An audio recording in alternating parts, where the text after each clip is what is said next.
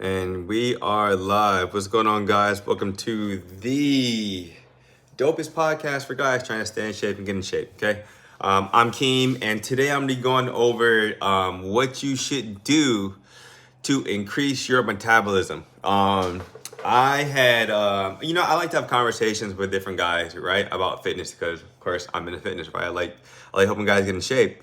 And today I was at the gym, right? Went a little bit earlier than normal. Was at the gym and I saw one of my buddies, right? And we just got on the conversation of metabolism, right? Because he was talking about, I'm getting older, right? My metabolism is a little bit slower, than I want. And then I started leading into other things. He was like, my knees hurting a little bit more than normal now. My back is hurting, a little bit more than normal now, right? And he said, I just don't recover as quick as I used to, okay? And so, I was just probing, right? And just asking a few questions, to see like what he felt like was the problem. Because he works out five or six times a week, right? So I was like, okay, well, since, you work out like 5 or 6 times a week, right? I was like, what do you feel, is like what's harder for you? Is it the exercise part? Is that hardest for you? Or is it like the nutrition part? Is that hardest for you, right? And he's like, well, to be honest with you, he was like, probably the nutrition part because, he's got a family, right? He was like, I got a kid, right? So we got to feed the kid. And then I kind of just eat what my wife cooks. And I just try to like portion out, what I eat, So, yeah, he said the nutrition. And one of his goals is right now he said he's 278 and wants to get down to about 250, right? So he hit it like, perfectly when he said, the hardest thing for him at the moment is nutrition because there's really nothing else when it comes to weight loss. There's no other resolution really outside of the nutrition, right? It's always going to be calories in versus calories out, right?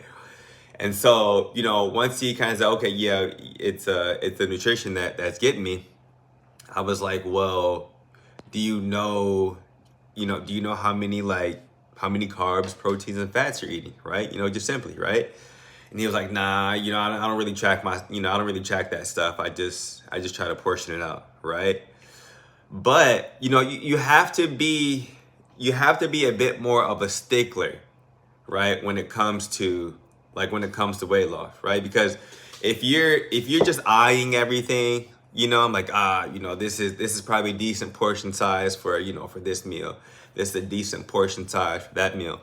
Those portion sizes are like relative to like, what you think is big and small, the person eating it, right? So, you gotta start putting numbers on things, right? You have to start putting numbers on how many carbs I'm eating in this day, or how many fats, or how many proteins I'm eating, during this day. Because as we got deeper into the conversation, one of his things were that like carbs were horrible, right? He was like, carbs really aren't that bad, right? Because those are really what make you fat, right? And I was just explaining to him, I was like, well, an excess of carbs can make you fat for sure, right? But to have the idea of getting rid of those completely, that's crazy, right? Because that's like our bodies, that's the first thing that we go to. That's the first thing that our body goes to for energy, right? It's carbs, right? That glucose, right? First thing that our body goes to. So it's not very logical at all to, especially if you want to, like, as a man, right? As a man, when we lose weight, the idea isn't to like lose weight or lose fat and lose muscle. Then we look like a little boy. You know what I'm saying? You got this beard on your face, but you built like a 12-year-old boy, right? That's not the idea, right? So, getting rid of carbs completely is just not logical. So I was telling him, like there are things that, you might be eating more of that you're not too sure of. So I was like, probably keep your eye closer on the fats that you're consuming, right? Because a lot of times those fats be fused in foods and we don't know it, but those fats make everything taste so much better, right? Without fats in certain foods like, pizza, and stuff like that, it'd be hard to just eat a ton of like dough, right? That'd be kind of hard. But if you put some taste good fats in there, you can eat a fuck ton. You can eat a fuck ton more pizza, right? You can eat more food, period, right? If you make it taste good, right? And that's what fats do. It makes things taste good, right? So I challenged him to do that, right? To just keep a closer eye on how many carbs, proteins, and fats that he's eating, because that, without a doubt, will help speed up your metabolism, right? If flat out, if you know how many calories you're taking in, versus how many you're burning, right? That's the solution right there. And if you're a stickler on how many calories you're consuming, then you know what I'm saying, you kind of like, the sky is the limit for you, especially when it comes to weight loss. The sky is the limit. So by doing that, from people that I've worked with, from guys that I've helped lose weight, that will for sure help increase his metabolism. That will sure help increase your metabolism, right? So you won't be stuck in a place where you're 30, 40, 50 pounds heavier than you want to be. You'll finally be able to get rid of the excess weight.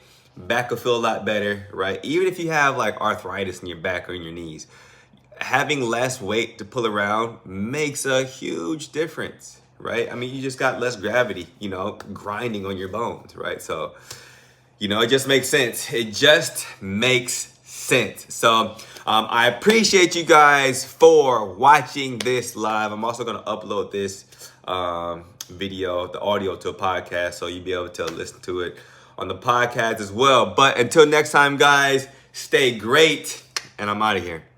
Oh, also, please share this with your friends. Share this with as many people as possible, as long as you got value. Okay, now I'm out of here.